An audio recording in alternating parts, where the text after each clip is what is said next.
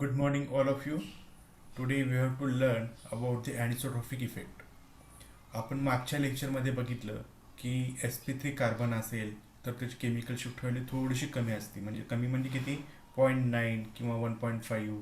आणि त्या sp3 कार्बनला जर एखादा इलेक्ट्रोनिगेटिव्ह ॲटम असेल तरच त्याची केमिकल शिफ्ट व्हॅल्यू काय होती, जास्त होते. ती पण जास्त कितीपर्यंत होती, 2.4, 2.5 किंवा मॅक्झिमम 3.9, 3.4 ह्या रेंजमध्ये ती मॅक्सिमम होती.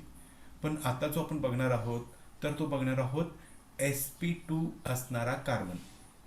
आलं लक्षात? sp2 कार्बन म्हणजे काय, ज्या कार्बनमध्ये दुसऱ्या कार्बनवरती डबल बॉन्ड तयार करतो त्या कार्बनला आपण म्हणतो sp2 कार्बन. एकदम सोप्या भाषेमध्ये मी तुम्हाला सांगितलो. किंवा सी डबल बॉन्ड ओ हा कार्बोनिल ग्रुप झाला, ज्याला मी आता इथं तुम्हाला मार्करने पॉइंटरने दाखवतो. तर हा जो कार्बोनिल ग्रुप आहे, हा जो कार्बन आहे जिथं माझा आता रेड लाईट पडलेला आहे, तो आहे sp2. राईट.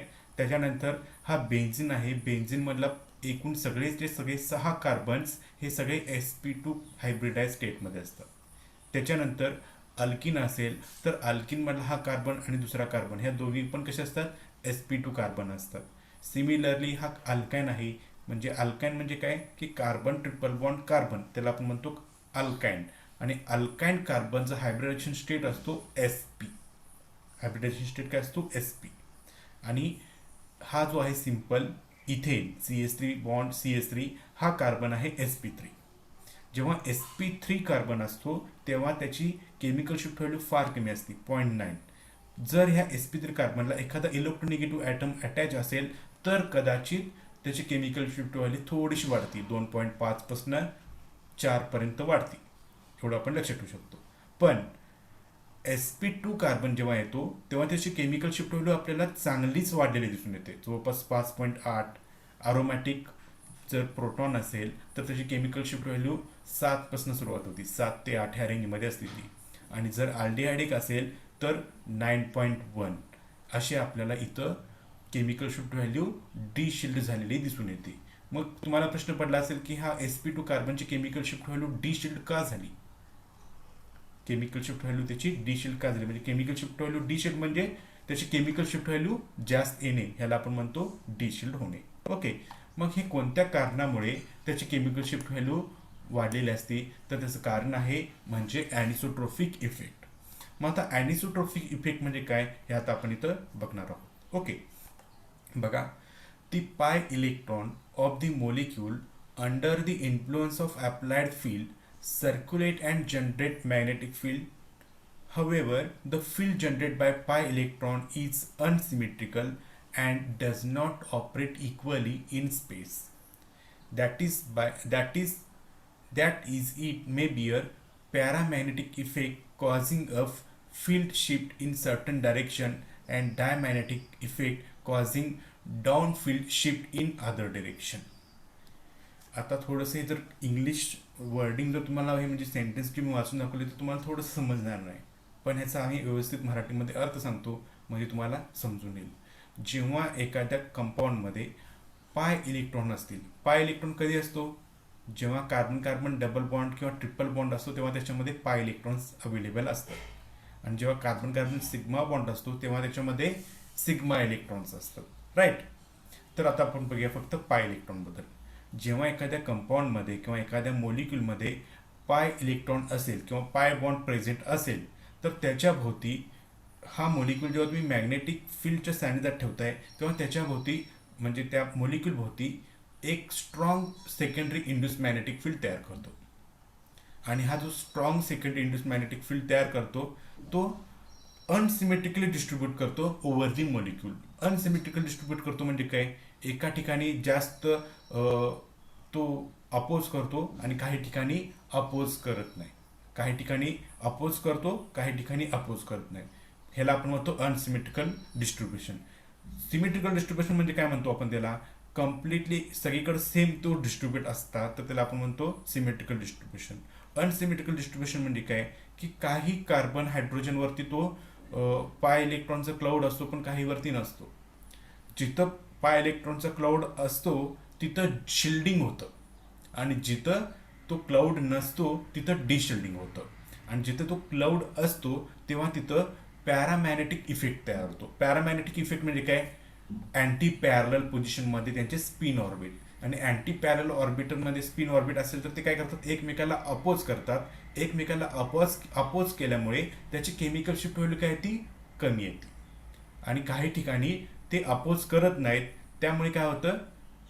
डायमॅग्नेटिक इफेक्ट तयार होतो तिथे, आणि डायमॅग्नेटिक इफेक्ट तयार झाल्यामुळे त्याची केमिकल शिफ्ट व्हॅल्यू काय येते?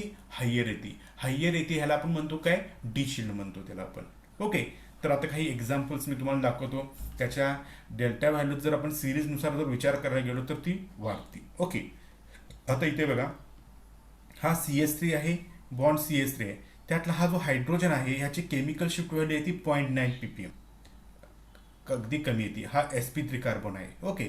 पुढचा जो कार्बन आहे तो आहे कार्बन ट्रिपल बॉन्ड कार्बन, आणि इथं प्रत्येकी एक हायड्रोजन ॲटम आहे, आणि ह्या कार्बनचं नेचर आहे sp हायब्रिडाइज कार्बन.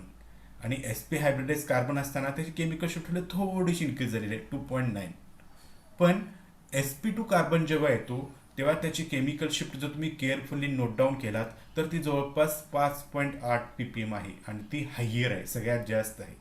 आणि ह्याच्या पलीकडे जर तुम्ही गेलात, एखाद्या अरोमॅटिक कार्बन असेल तर त्याची chemical shift value simple carbon carbon double बॉन्डपेक्षा सुद्धा जास्त येते, आणि ती आहे 7.3.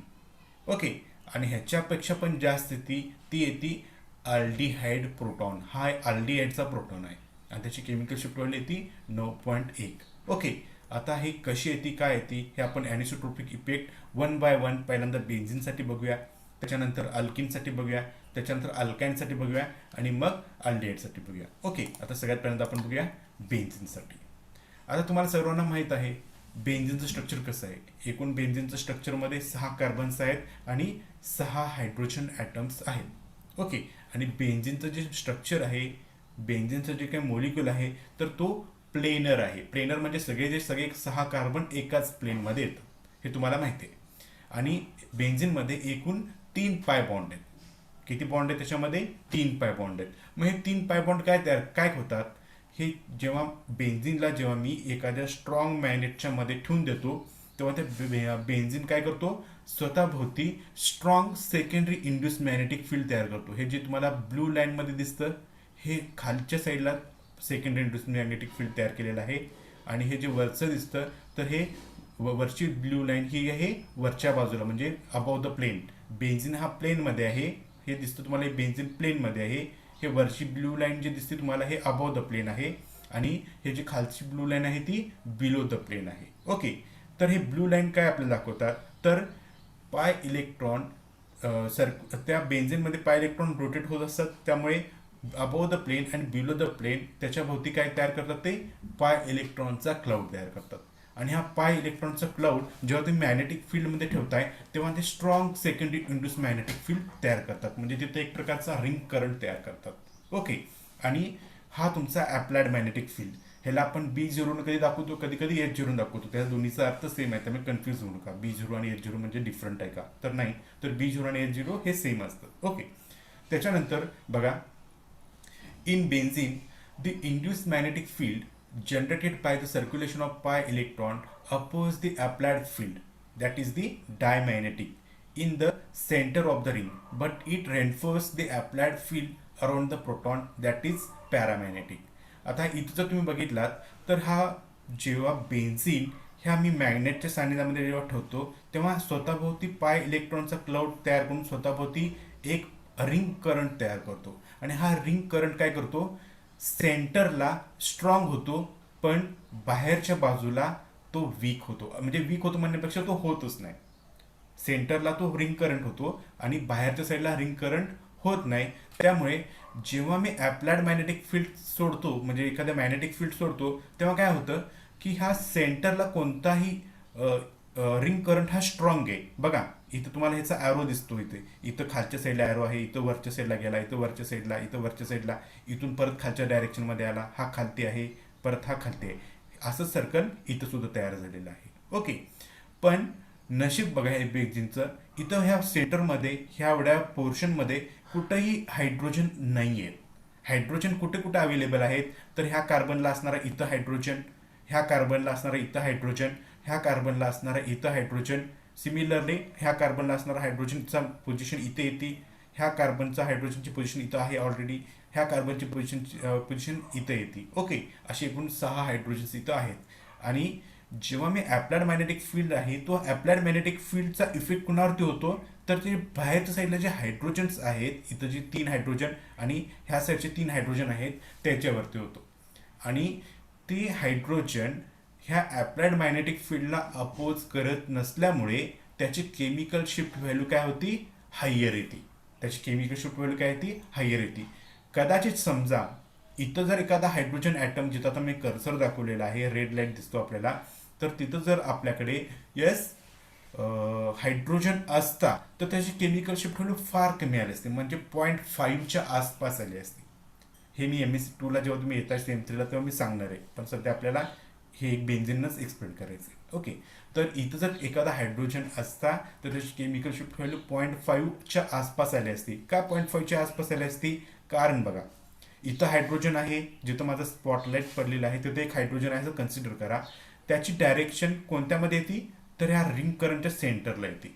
आणि रिंग करंटच्या सेंटरला इथं जर तुम्ही बघितला, हा ॲरो बघा, हा ॲरो बघा कसा आहे, डाऊन साईडला आहे. आणि मॅग्नेटिक फील्डचा ॲरो कसा आहे, अप साईडला आहे. ते दोन्ही ॲरो अपोज केले एकमेकाला तर एकमेकांमध्ये काय होईल, विरोध करतील. विरोध केल्यामुळे त्याची केमिकल शिफ्ट व्हॅल्यू कमी येईल. आणि इथं जर तुम्ही बघितलात तर हा मॅग्नेटिक फील्डचा ॲरो वरच्या साईडला आहे आणि इथूनची ॲरो सुद्धा जर तुम्ही बघितलात तर ते सुद्धा कसे आहेत, वरच्या पोझिशनला आहेत. मग ते ॲरो एकमेकाला अपोज करत नाहीत, एकमेकाला अपोज करत नाहीत, म्हणून त्या प्रोटॉनची केमिकल शिफ्ट व्हॅल्यू काय येते, जास्त येते. किती जास्त येते, तर त्याची एक रेंज आहे, तर ती रेंज आहे 6.5 ते 8 ppm इतक्या ह्या रेंजमध्ये त्याची केमिकल शिफ्ट व्हॅल्यू आपल्याला ऑब्झर्व होती. Okay, then next. इथं मीच परत एकदा तुम्हाला हेच एक्झाम्पल मी व्यवस्थित समजावून सांगतो. तुम्ही जर ते लक्ष देऊन बघितलं तर तुम्हाला लक्षात येईल. तर बघा, मी स्पॉटलाईट घेतो. तर हे एकूण 6 कार्बन आहेत. हे मी 3D स्ट्रक्चर काढलेलं आहे बेन्झिनचं. ओके, एका सॉफ्टवेअरमधनं हे बेन्झिनचं 3D स्ट्रक्चर घेतलेलं आहे आणि तुम्हाला इथं हे दाखवलेलं आहे. कार्बनना ग्रीननं दाखवलेलं आहे, हायड्रोजन छोटा असतो तो व्हाईटनं दाखवलेला आहे. ओके, आता हा एकदम कोणत्याही मॅग्नेटिक फील्डच्या सानिध्यामध्ये ठेवलेलं नाही आहे. आता मी काय करणार आहे, हा बेन्झिन मॅग्नेटिक फील्डच्या सानिध्यामध्ये ठेवणार आहे, मॅग्नेटिक फील्डच्या कॉन्टॅक्टमध्ये ठेवणार आहे. तर बघा, हा आला इथे 3 ॲरो, म्हणजे मी इथं काय केलेलं आहे, मॅग्नेटिक फील्ड ठेवलेलं आहे. जेव्हा मी हा मॅग्नेटिक फील्ड तयार ठेवतो तेव्हा त्याच्याभोवती हे रिंग करंट तयार होतात. एक अबोव द प्लेन, एक above the plane, below the plane, आणि हा अबोव द प्लेन. ओके, हा रिंग करंट जेव्हा तयार होतो तेव्हा ह्याच्या सेंटरला तो रिंग करंट स्ट्रॉंग असतो आणि बाहेरच्या दिशेला तो रिंग करंट कसा असतो, वीक असतो. सेंटर म्हणजे कोणता, नेमका इथून जे हे त्याचं आहे सेंटर, ह्या सेंटरला त्याचा रिंग करंट स्ट्रॉंग आहे. इथं जर एखादा प्रोटॉन असता तर तो त्याची केमिकल शिफ्ट व्हॅल्यू अगदी कमी आली असते, 0.5च्या आसपास आली असती. पण बेन्झिनच्या बाबतीत इथं कोणताही प्रोटॉन नसल्यामुळे इथं त्याला कोणताही शिल्डिंग इफेक्ट आपल्याला दाखवत नाही एनएमआर. पण बाहेरच्या बाजूला एकूण 6 प्रोटॉन्स आहेत. ह्या साईडला 3 प्रोटॉन्स आहेत आणि ह्या साईडला 3 प्रोटॉन्स आहेत. इथं मात्र तो कोणता झोन येतो, डी शिल्डिंग झोन येतो किंवा डी शिल्डिंग रिजन येतं. आणि ह्या डी शिल्डिंग रिजनमध्ये 6 प्रोटॉन्स येतात आणि त्यामुळे ह्या 6 प्रोटॉनची म्हणजे हा प्रोटॉन, हे 3 प्रोटॉन, हे 3 प्रोटॉन, ह्याची केमिकल शिफ्ट व्हॅल्यू काय होती, हायर येते. हे अजून एका वेगळ्या एक्झाम्पलला मी दाखवतो. तर इथं तुम्हाला दिसू शकेल, तर हा तुमचा बेन्झिन आहे प्लेनर. ह्या प्लेनर बेन्झिनला एकूण 6 हायड्रोजन्स आहेत. इथे एक पहिल्यांदा दाखवण्यासाठी फक्त मी एक दाखवलेलं आहे. इथे एक हायड्रोजन आहे आणि इथे एक हायड्रोजन आहे. जेव्हा मी मॅग्नेटिक फील्ड करणार आहे अप्लाय, तेव्हा काय होईल, रिंग करंट तयार होईल. रिंग करंट तयार झाल्यानंतर हा रिंग करंटची डायरेक्शन बघा, हा वरून खालती येतो, सिमिलरली खालून वरती जातो. अशा प्रकारे हे रोटेट होत राहतं. आणि ह्या रिंग करंटमध्ये हा जो एवढा झोन दिसतो तो आहे शिल्डिंग रिजन. ह्या शिल्डिंग रिजनमध्ये जर प्रोटॉन असेल तर त्याची केमिकल शिफ्ट व्हॅल्यू कमी आली असती. पण इथं एकही प्रोटॉन अवेलेबल नाही आहे बेन्झिनसाठी. पण डी शिल्डिंग रिजन मात्र मध्ये आपल्याला 6 प्रोटॉन्स अवेलेबल आहेत. आणि डी शिल्डिंग रिजनमध्ये ह्याची डिरेक्शन अप्लाइड फील्डच्या सेम असल्यामुळे तिथं आपल्याला त्या प्रोटॉनची केमिकल शिफ्ट व्हॅल्यू काय येते, हायर येते बिकॉज ऑफ धिस. आणि ह्या इफेक्टला आपण म्हणणार आहोत ॲनिसोट्रॉफी इफेक्ट. हे आपल्याला लक्षात ठेवायचं. ओके, आता सेकंड एक्झाम्पल बघा. मी घेतलेलं आहे अल्किनचं, म्हणजे carbon carbon double bond. Okay, आता बघूया अल्किन काय म्हणतो आपल्याला. When and alkene group, alkene म्हणजे तुम्हाला लक्षात आलं पाहिजे कार्बन डबल बॉन्ड कार्बन, हा आहे alkene, is oriented at right angle to the direction of the applied field. जेव्हा तुम्ही अल्किन घेताय तेव्हा त्याची डायरेक्शन जी होती, जेव्हा मॅग्नेटिक फील्डच्या कॉन्टॅक्टमध्ये ठेवताय तेव्हा त्याची डायरेक्शन 90 डिग्रीमध्ये राहते. कोणाच्या? तर अप्लाइड मॅग्नेटिक फील्डच्या. म्हणजे हा तुमचा अल्किन आहे. जेव्हा मी मॅग्नेटिक फील्ड ठेवेन तेव्हा तो ह्या दोघांचं जे काही कोन होईल त्याच्यामध्ये तर 90 डिग्रीमध्ये तुम्हाला दिसतो. बघा, हा कार्बन आणि हा कार्बन आणि हे तुमचं अप्लाइड मॅग्नेटिक फील्ड, ह्याची डायरेक्शन, हा जर कार्बन इथं जोडला तर ह्याच्यामध्ये अँगल किती झाला? 90 डिग्रीचा आपल्याला इथं अँगल झालेला आहे. Okay. The induced field generated by pi electrons acts diamagnetically around carbon atom but paramagnetically around alkene proton. बघा, ह्या कार्बन आणि ह्या कार्बनमध्ये एक पाय बॉन्ड आहे. तो पाय बॉन्ड इथं ब्ल्यूनं काय केलेला आहे? इलेक्ट्रॉनचा क्लाउड तयार केलेला आहे. इलेक्ट्रॉनचं काय तयार केलेलं आहे? क्लाउड तयार केलेला आहे. आणि हा इलेक्ट्रॉनचा क्लाउड सुद्धा काय आहे?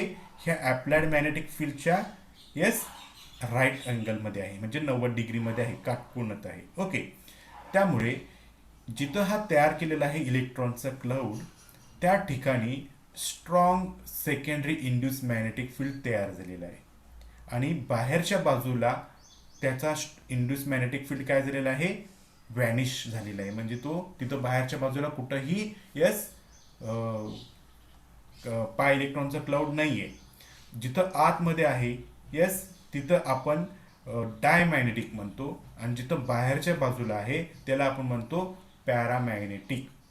जिथं डायमॅग्नेटिक आहे तिथं एकही हायड्रोजन नाही आहे, आणि जिथं पॅरामॅग्नेटिक आहे तिथं मात्र हायड्रोजन्स आहेत. हा हायड्रोजन, हा हायड्रोजन, इथं सुद्धा हायड्रोजन आहे, इथं सुद्धा हायड्रोजन आहे. ओके. आता बघा, हा परत रिंग करंटला जर तुम्ही रोटेट केलेल्याची डायरेक्शन बघितला तर बघा, हा डाऊन साईडला आहे, इथून तो वर जाईल म्हणजे अप साईडला आला, परत अप साईडला, परत इथं आतमध्ये गेला तर डाऊन साईडला, राईट. इथं सुद्धा अशाच प्रकारे आहे. इथं डाऊन साईडला जेव्हा येतो तेव्हा ह्या अप्लाइड मॅग्नेटिक फील्डला ते अपोज करतात, पण इथून त्याची पोझिशन्स बदलते, म्हणजे इथून तो वर जातो. जेव्हा वर जातो तेव्हा पॅरलल होतो ह्या अप्लाइड मॅग्नेटिक फील्डला, इथं हा पॅरल होतो. आणि ह्या अप्लाइड मॅग्नेटिक फील्डला हा जेव्हा वरून खाली येतो तेव्हा तो अँटी पॅरलल असतो. ओके. जेव्हा तो अँटी पॅरल असेल म्हणजे दोन्ही डायरेक्शन्स अपोजिट असतील तर ते काय करतील? Strongly oppose to each other. आणि strongly oppose to each other होतं जेव्हा, तेव्हा मात्र तिथं काय होतं? शिल्डिंग होतं. पण अनफॉर्च्युनेटली ह्या अल्किनमध्ये सुद्धा ह्या एवढ्या रिजनमध्ये बघा, मी तुम्हाला मार्क पॉईंट हे करतो म्हणजे जास्त समजून येईल. एवढ्या रिजनमध्ये बघा कुठंही प्रोटॉन अवेलेबल नाही आहे. इथं एवढा जो रेड न दिसतो तो आहे शिल्डिंग रिजन, आणि मी आता जो ग्रीन न दाखवतो हा रिजन आहे, इथून सगळा रिजन आहे डी शिल्डिंग. इथून सगळा रिजन कसा आहे? डी शिल्डिंग रिजन आहे. आणि बघा, अल्किनच्या बाबतीत डी शिल्डिंग रिजनमध्येच प्रोटॉन येतो, आणि डी शिल्डिंग रिजनमध्ये प्रोटॉन आल्यामुळे त्याची केमिकल शिफ्ट व्हॅल्यू काय होती? अगदी जास्त येते, जवळपास 4.5 ते 6 ppm ह्या इतक्या रेंजमध्ये त्याची केमिकल शिफ्ट व्हॅल्यू येते. आणि हे सुद्धा कशामुळेच? It is because of the anisotropy effect shown by the alkene molecule. हे एक तर अजून एक एक्झाम्पल आहे, हे सुद्धा मी तेच दाखवते. अल्किन आहे हा, इथं शिल्डिंग रिजन होतो आणि इकडच्या साईडला डी शिल्डिंग रिजन येतो, आणि त्यामुळे इथल्या प्रोटॉनची केमिकल शिफ्ट व्हॅल्यू काय येते? हायर येते. ओके. देन नेक्स्ट आता बघणार आहोत आपण अल्काइनच्या बाबतीत. अल्काइनला आपण जरा केमिकल शिफ्ट व्हॅल्यू कमी दाखवलेली आहे, 2.5च्या नियर आसपास. मग मला सांगा, sp3 असताना 0.9, sp2 म्हणजे पी कमी केलं आपण, पीचं जे काय पर्सेंटेज होतं ते कमी केलं तर आपल्याला काय झालं? केमिकल शिफ्ट व्हॅल्यू वाढलेली दिसते. पण तिसरी पॉसिबिलिटी आहे, पीचं प्रमाण आणखी कमी केलं तर मात्र आपल्याला केमिकल शिफ्ट व्हॅल्यू कमी झालेली दिसून येते. आता प्रश्न पडला असेल, हे कमी का झालेलं असेल? तर बघा, आणि ह्याच्या आधी पण आपण म्हटलं होतं की पाय इलेक्ट्रॉन्स असतील तर ते पाय इलेक्ट्रॉन्समुळे केमिकल शिफ्ट व्हॅल्यू कमी होती. पण अल्काइन ही एक्सेप्शनल केस आहे. एक्सेप्शनल केस म्हणजे काय? की त्याच्यामध्ये पाय इलेक्ट्रॉन्स आहेत. खरं तर 2 पाय बॉन्ड एक्स्ट्रा आहेत. पण हे 2 पाय बॉन्ड असताना सुद्धा त्याची केमिकल शिफ्ट व्हॅल्यू कमी येते, म्हणजे 2.5 पर्यंत येते. तर हे काय येतं ह्याचं आपण इथं उत्तर शोधूया. ओके, तर इथं आपण बघूया सगळ्यात पहिल्यांदा अल्काइन. अल्काइन म्हणजे carbon triple bond carbon. Okay, जेव्हा मी हा अल्काइन मॅग्नेटिक फील्डच्या कॉन्टॅक्टमध्ये ठेवतो तेव्हा तो काय होतो, त्याची डायरेक्शन त्या एक्सिसच्या डायरेक्शनमध्ये येतो. म्हणजे अल्किन असताना, म्हणजे कार्बन कार्बन डबल बॉन्ड असताना ही पोझिशन ह्या मॅग्नेटिक फील्डला राईट अँगल होता, बरोबर. पण हा जो आहे तर तो कसा आहे, 180 डिग्रीमध्ये आहे, म्हणजे ह्या अँगलच्या 180 डिग्रीमध्ये येतो. मग 180 डिग्रीमध्ये आला, ठीक आहे, असू द्या, 180 डिग्रीपर्यंत आलेलं आहे. ह्याच्यामध्ये पाय इलेक्ट्रॉन्स आहेत, 2 पाय इलेक्ट्रॉन्स असल्यामुळे ह्याच्यामध्ये स्ट्रॉंग इंड्यूस मॅग्नेटिक फील्ड सुद्धा स्ट्रॉंग तयार होतो. सेकंडरी इंड्यूस मॅग्नेटिक फील्ड सुद्धा काय होतो, स्ट्रॉंगली तयार होतो. बघा अशा पद्धतीने ह्याच्यामध्ये हे येलो लाईन दिसते तुम्हाला, तर ते आहेत सेकंडरी इंड्यूस मॅग्नेटिक फील्ड. त्याची डायरेक्शन बघा कशी आहे, हा वरून खाली आलेला आहे, खाली आलेला आहे, इथून परत वर जाणार आहे. जसं पाळणा फिरतो, आपण जत्रेमध्ये यात्रेमध्ये पाळणा वगैरे बघतो ना, तर तो कसं एक डिरेक्शन फिरत असतो, इथून वर जातो, वर जातो, वर जातो, परत टॉपपासून परत खाली येतो, खाली येतो, खाली येतो, परत खालून टॉप इथनं वर जातो. अशा पद्धतीनं ह्याची डायरेक्शन दोन्ही साईडला असते, पाय इलेक्ट्रॉन जिथं आहे तिथे. पण हा जो कार्बन कार्बन ट्रिपल बॉन्ड आहे हा 180 डिग्रीच्या अँगलनं ह्या अप्लाइड मॅग्नेटिक फील्डला सामोरं जातो. अल्किन असतात तर 90 डिग्रीनं सामोरं जातो, पण अल्काइन हा 180 डिग्री, म्हणजे एकाच डिरेक्शनमध्ये आहेत ते. ओके, मग अल्काइनमध्ये हा आहे तुमचा प्रोटॉन, आणि इथं तुमची रिंग करंट तयार झालेला आहे, राईट. हा तुमचा रिंग करंट तयार झालेला आहे. आणि इथं केअरफुली बघा, जिथं रिंग करंट तयार झालेला आहे, येस, इथं डिशिल्डिंग झोन येतो आणि इथं शिल्डिंग झोन येतो. सिमिलरली सुद्धा ह्या सर्कलसाठी सुद्धा इथं शिल्डिंग येतो आणि इथं डिशिल्डिंग येतो. इथं डिशिल्डिंग काय येतो, तर बघा हा अप्लाइड मॅग्नेटिक फील्ड डायरेक्शन खालून वरच्या दिशेला आहे. त्याच वेळेला हा जेव्हा वरून खाली येत असतो तेव्हा खालून वर जातो, तेव्हा त्याची डायरेक्शन ह्या बरोबर पॅरल होती. पण वरून खाली येताना त्याची डायरेक्शन काय होती, अँटी पॅरल होती. जेव्हा अँटी पॅरल होती तेव्हा ते एकमेकाला अपोज करतात, आणि जेव्हा पॅरल होतात तेव्हा एकमेकाला अपोज करत नाहीत. जेव्हा पॅरल होतात तेव्हा त्याची केमिकल शिफ्ट व्हॅल्यू जास्त येते, आणि जेव्हा अँटी पॅरल असतात तेव्हा त्याची केमिकल शिफ्ट व्हॅल्यू काय येते, कमी येते. आणि आता इथं केअरफुली बघा, हा प्रोटॉन कोणत्या रिजनमध्ये येतो, तर हा प्रोटॉन जिथं तुमचा अँगल, त्या सर्कलचा अँगल टॉपपासून बॉटमला येतो तिथं शिल्डिंग होतं, आणि हा प्रोटॉन येतो शिल्डिंग रिजनमध्ये. आणि हा प्रोटॉन शिल्डिंग रिजनमध्ये आल्यामुळे ह्याची केमिकल शिफ्ट व्हॅल्यू कमी आलेली आहे. ती आलेली आहे नियरली 2.5 ppmच्या आसपास.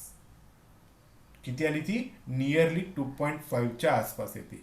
आणि ह्याचमुळे इथं सुद्धा ॲनिसोट्रोफिक इफेक्ट आहे, पण हा प्रोटॉन शिल्डिंग रिजनमध्ये आल्यामुळे त्याची केमिकल शिफ्ट व्हॅल्यू काय होती, येस, कमी येते, 2.5च्या आसपास येते. समजा हा जर तुम्हाला अल्काइन हा जर परपेंडिक्युलर डायरेक्शनमध्ये जर ह्या अप्लाइड मॅग्नेटिक फील्डला गेला असता तर त्याची केमिकल शिफ्ट व्हॅल्यू 8 ppmच्या पुढे आली असती, थेरॉटिकली मी तुम्हाला सांगतोय. पण प्रॅक्टिकली हा अल्काइन काय होतो, जनरली त्याच्यामध्ये जे डिस्ट्रीब्युशन ऑफ ट्रिपल बॉन्ड आहे ते सिमेट्रिकल अबाउट दी एक्सिसच्या सिमेट्रिकल असल्यामुळे एका अप्लाइड मॅग्नेटिक फील्डच्या डायरेक्शनमध्ये आल्यामुळे तो प्रोटॉन, हे जो प्रोटॉन येतो हा शिल्डिंग रिजनमध्ये येतो. इथं दिसतो तुम्हाला, हे सुद्धा सिंपल डायग्राम आहे. ही पाय इलेक्ट्रॉनचा क्लाउड झालेला आहे, सेकंड इंड्यूस मॅग्नेटिक फील्ड, स्वतःभोवती सेकंड इंड्यूस मॅग्नेटिक फील्ड तयार झालेला आहे, आणि हे अपोज करतात एवढ्या झोनमध्ये, आणि इथं सपोर्ट करतात एवढ्या. ह्या एकूण सर्कलपैकी तुम्हाला दाखवतो, ह्या एवढ्याशा सर्कलपैकी एवढ्या रिजनमध्ये हा जो एवढा रिजन आहे, परत एक वेगळी डायग्राम घेतो, एवढ्या झोनमध्ये त्याचं शिल्डिंग होतं, एवढ्या झोनमध्ये त्याचं शिल्डिंग होतं, येस. आणि उरलेल्या झोनमध्ये त्याचं डिशिल्डिंग होतं, एवढ्या झोनमध्ये त्याचं काय होतं, डिशिल्ड होतं. आता अनफॉर्च्युनेटली अल्काइनमध्ये जो प्रोटॉन आहे तो कोणत्या झोनमध्ये आहे, शिल्डिंग झोनमध्ये आहे. आणि शिल्डिंग झोनमध्ये असल्यामुळे त्याची केमिकल शिफ्ट व्हॅल्यू काय आलेली आहे, अगदी कमी आलेली आहे, जवळपास 2.5 ppm इतके आलेले आहे. पण नॉर्मली sp3 पेक्षा थोडी जास्त आहे, पण sp पेक्षा कमी आहे, sp2 पेक्षा कमी आहे, एवढं लक्षात ठेवायचं आहे. ठीक आहे. आता आपण पुढे जाऊया. आता अल्डिहाइड. अल्डिहाइडमध्ये कार्बन आहे sp2. अल्डिहाइडमध्ये कोणता कार्बन आहे? sp2. तर त्याच्याभोवती काय होतं हे तुम्हाला मी ह्या झोनमधनं, ह्या स्लाइडमधनं तुम्हाला मी सांगतो सोप्यामध्ये. ओके. तर बघा, in aldehyde the carbonyl group shielding and deshielding zone is slightly different from that of alkene.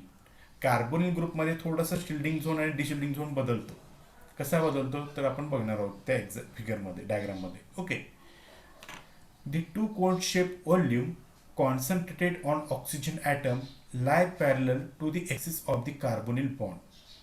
That is oxygen double bond. The protons within this zone experience deshielding, while proton held above or below these cones are shielding. आता इथं जर तुम्ही note down केलात, yes, हा आपला आहे, ही diagram बघा.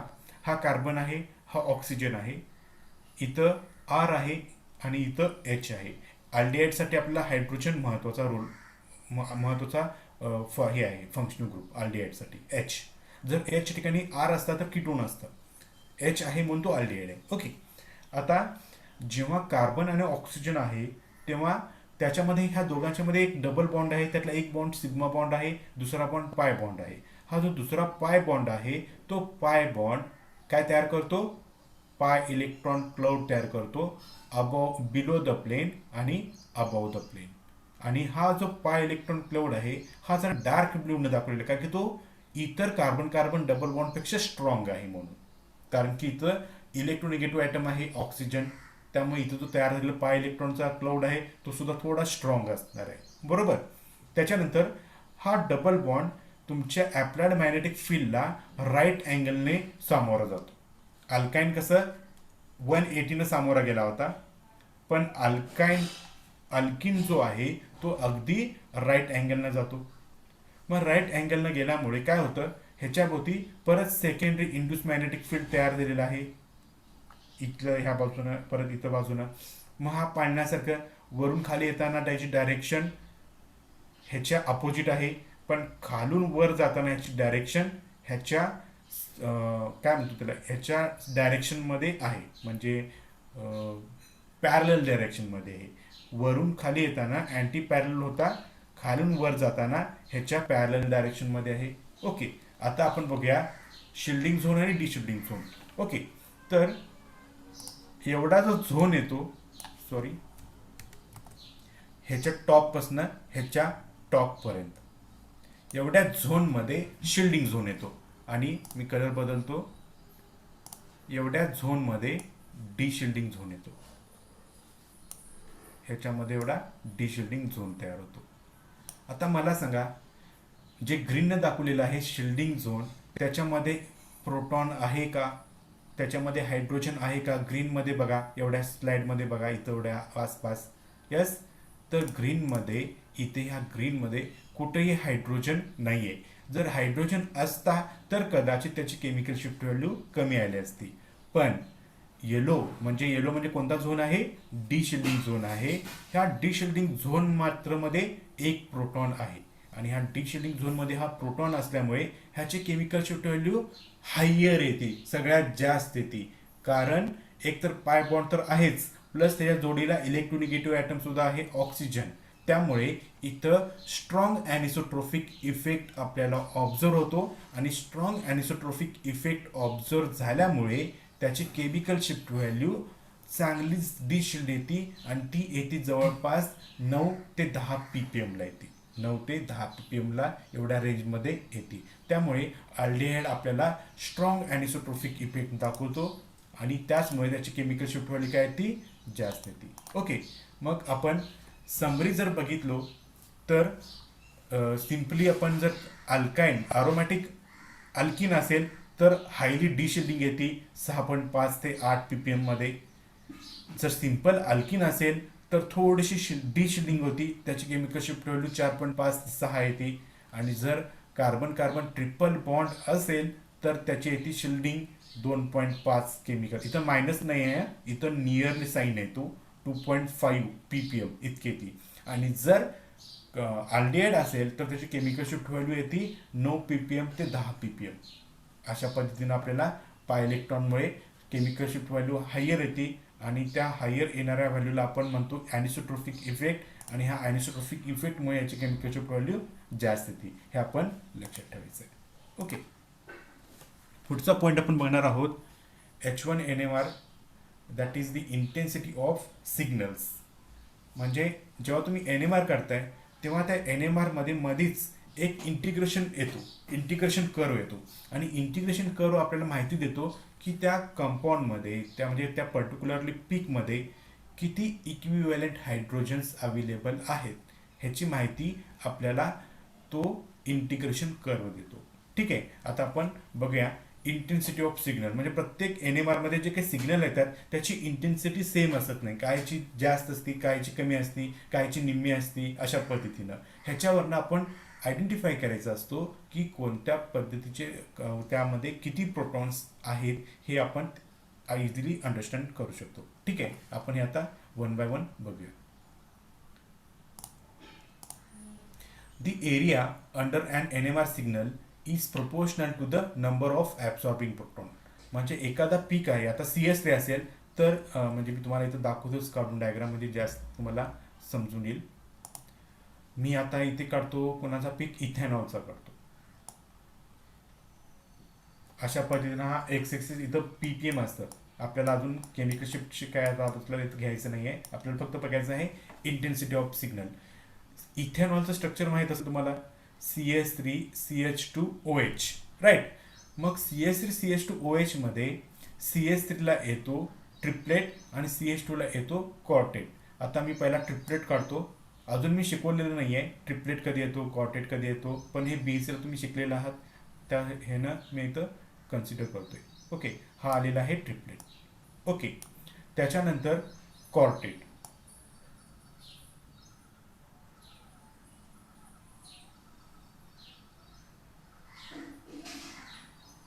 अशा पद्धतीनं हा क्वार्टेट. ओके, आणि त्याच्यानंतर येतो हा सिंगलेट. आता ह्या प्रत्येकाची जर तुम्ही इंटेन्सिटी नोट डाऊन केलात तर ह्याच्यामध्ये ह्याची इंटेन्सिटी जर तुम्ही ह्या तिघांची कम्पेअर केलात तर ह्याचं जर तुम्ही एक म्हटला असेल तर हा एकच्या अगदी डबल आहे हा क्वार्टेट, आणि हा डबल क्वार्टेटच्या अगदी 3 पट मोठा आहे हा ट्रिपलेट. हा ट्रिपलेट. मग ह्याचा रेशो कसा आहे बघा, 1:2 2:3 अशा पद्धतीने ह्याचा रेशो आहे. आणि ह्याच्या आधारे आपण, म्हणजे ही इंटेन्सिटी झाली, इंटेन्सिटी म्हणजे त्याची उंची प्रकार, आपण सोप्या भाषेत बघायला गेलो तर त्याची उंची. तर ह्या उंचीनुसार आपण ओळखता येतो की ह्या ट्रिपलेटमध्ये किती प्रोटॉन्स आहेत. तर ह्या ट्रिपलेटमध्ये उंची ट्रिपल असल्यामुळे 3 प्रोटॉन्स आहेत. ह्या क्वार्टेटमध्ये त्याची उंची जराशी कमी आहे त्यामुळे कदाचित ह्याच्यामध्ये 2 आहेत, आणि याची अगदी निम्मी आहे या डबलेटपेक्षा, क्वार्टेटपेक्षा, त्यामुळे इथं 1 आहे. हे आपण ओळखू शकतो. तर त्याला आपण म्हणणार आहोत intensity of signal. Intensity of signal. ठीक आहे, आता हे मी क्लिअर करतोय आणि हा पॉईंट मी डिस्कस करतोय. An NMR spectrometer automatically integrates the area under the peaks and print out step curve integral on the spectrum. जेव्हा आपण NMR स्पेक्ट्रोमीटर घेतो आणि त्याच्यामध्ये जेव्हा आपण एखादा सॅम्पल टाकतो तेव्हा त्याच्याभोवती इंटिग्रेशन येतात आणि ते इंटिग्रेशन प्रिंट होतात. हे मी पुढच्या स्लाइडमध्ये कसं होते ते दाखवणार आहे. Okay, the height of each step is proportional to the area under the peak, which in turn proportional to the number of absorbing proton. जे काही तिची उंची असणार आहे त्या उंचीच्या आधारे त्याच्यामध्ये किती प्रोटॉन्स आहेत हे आपण इझिली ओळखता येतो. पण सध्याच्या काळामध्ये, that is modern NMR spectrometer automatically calculated and plot the value of each signal in arbitrary unit. आता सध्याच्या काळामध्ये हे इंटिग्रेशन कर्व वापरत नाहीत. जुन्या काळामध्ये इंटिग्रेशन कर्व वापरायचे, त्याच्यामुळे किती प्रोटॉन्स तिथं आहेत ते आपण ओळखू शकत होतो. पण सध्याचे जे NMR आहेत ते डायरेक्टली त्याच्या खाली किती प्रोटॉन्स आहेत ह्याची व्हॅल्यू कॅल्क्युलेट करून दाखवतं. त्यामुळे हे थोडंसं आपल्याला ॲडव्हान्स टेक्नॉलॉजी झालेली आहे. The ratio of integrals to one another gives the ratio of absorbing proton in a spectrum. Note that this gives a ratio and not the absolute number of absorbing proton. प्रत्येक काही वेळेला तिथं mm मध्ये त्याचा ratio येतो आणि त्या रेशोच्या आधारे आपण किती प्रोटॉन्स आहेत हे आपण फाइंड आउट करू शकतो. आता इथं तुम्हाला दिसत असेल तर बघा, हा CH3O CH3 थ्राईस ह्याचा NMR पीक आहे, ह्याचा NMR कंपाऊंड आहे. CH3ला सिंगलेट आलेला आहे आणि ह्या CH3 साठी सुद्धा सिंगलेट आलेला आहे. ओके, तर बघा हा एक सिंगलेट आहे, त्याची इंटेन्सिटी बघा किती खूप मोठा आहे. हा 0ला TMS आलेला आहे, that is टेट्रामेथिलसिलेन reference off peak. त्याच्यानंतर 1.2 आपण कन्सिडर करू शकतो. 1.2ला जो आलेला आहे त्याची इंटेन्सिटी बघा खूप मोठी आहे आणि 3.3 इथं जो आलेला आहे त्याची इंटेन्सिटी थोडीशी कमी आहे. आणि हे जे तुम्हाला दिसतं ह्याला आपण म्हणतो इंटिग्रेशन कर्व. हा जो दिसतो, मी त्याला परत मार्कर करतो, हा जो दिसतो तुम्हाला ह्याला आपण म्हणायचं आहे इंटिग्रेशन कर्व. ह्याला आपण काय म्हणतो, इंटिग्रेशन कर्व म्हणतो इथं. ओके, मग हे इंटिग्रेशन कर्व ह्याची डिस्टन्स मेजर करायचं असतं आपण, ह्याचं डिस्टन्स. आता ह्याचं डिस्टन्स मेजर केलेलं आहे आणि ते किती आलेलं आहे 60 mm आणि ह्याचं किती आलेलं आहे 20 mm. मग ह्याच्या आधारे ह्या सिग्नलमध्ये किती प्रोटॉन्स आहेत हे आपल्याला फाइंड आउट करायचं असेल तर आपण मी पुढच्या स्लाइडमध्ये दाखवल्याप्रमाणे कॅल्क्युलेट करू शकतो. तर बघा आता इथं दुसराच एक्झाम्पल घेतलेला आहे, ह्याच्यामध्ये सुद्धा सिमिलरली इंटिग्रेशन कर्व आलेला आहे आणि प्रत्येक ठिकाणी त्याची MM मध्ये व्हॅल्यू आलेला आहे. इथं 33 आहे, इथं 23 आहे, इथं 54 आहे. ओके, आता ह्याच्यामध्ये किती सिग्नल ए मध्ये किती प्रोटॉन्स आहेत, सिग्नल बी मध्ये किती प्रोटॉन्स आहेत, सिग्नल सी मध्ये किती प्रोटॉन्स आहेत हे आपण कसं फाइंड आउट करायचं आहे. तर याच्यामध्ये एकूण मोलिक्युलर फॉर्म्युला दिलेला आहे किती, तर मोलिक्युलर फॉर्म्युला दिलेला आहे C9H10O2. म्हणजे एकूण ह्या तिन्ही सिग्नलमध्ये 10 हायड्रोजन्स आहेत, पण पर्टिक्युलरली सिग्नल ए मध्ये किती आहेत, सिग्नल बी मध्ये किती आहेत, सिग्नल सी मध्ये किती आहेत हे आपल्याला फाइंड आउट करायचं आहे. मग फाइंड आउट करण्यासाठी सगळ्यात पहिल्यांदा आपल्याला करावं लागतो की ह्याचं समेशन. समेशन म्हणजे काय बघा, 54 इथं मी दाखवतो डायरेक्ट, 54 त्याच्यानंतर 23 त्याच्यानंतर 33 हे टोटल मारला तर 110 येतं. किती येतं 110 येतं. आणि मोलिक्युलर फॉर्म्युलामध्ये किती हायड्रोजन्स अवेलेबल आहेत 10. टोटल नंबर ऑफ प्रोटॉन्स किती आहेत 10. मग ह्याचा रेशो घ्या, 110ला 10ने डिवाइड करा, किती येतात 11 येतात.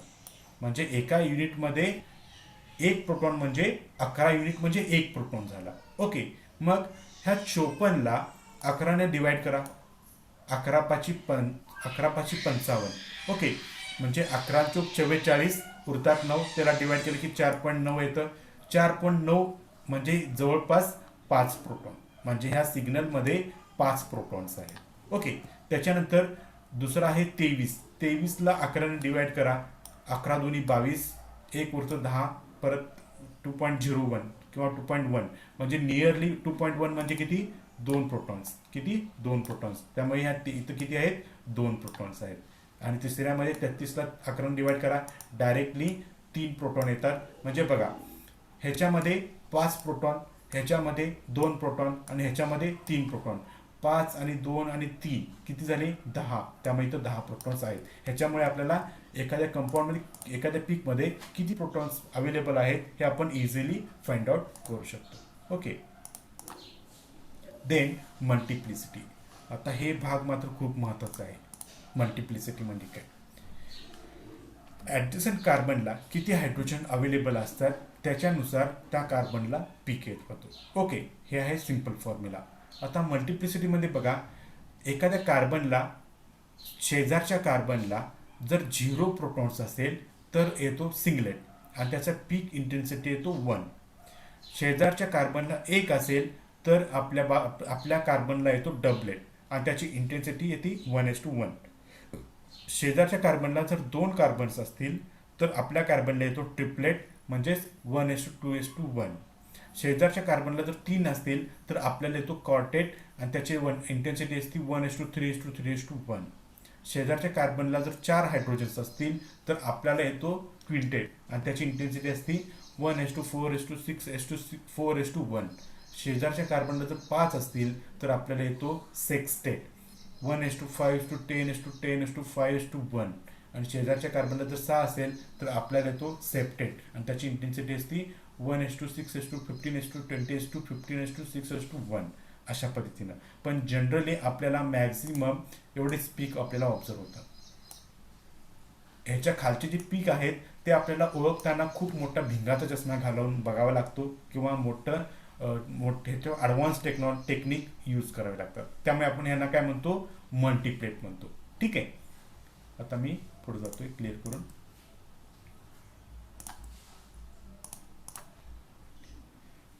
तर आता आपण इथं जो पुढचा भाग आहे तो स्प्लिटिंग म्हणजे N+1 ह्या रूलनं ट्रिपलेट कधी येतो, सिंगलेट कधी येतो, डबलेट कधी येतो हे आपण बघायचं आहे. ओके, हे मी आता फक्त इंट्रोडक्टरी सांगितलं होतं मागच्या ह्याच्यामध्ये मल्टिप्लिसिटी म्हणजे. आता आपण हे पुढं बघणार आहोत पण ते आता उद्याच्या लेक्चरला बघूया. ठीक आहे, त्यामुळे मी इथंच थांबतोय आता.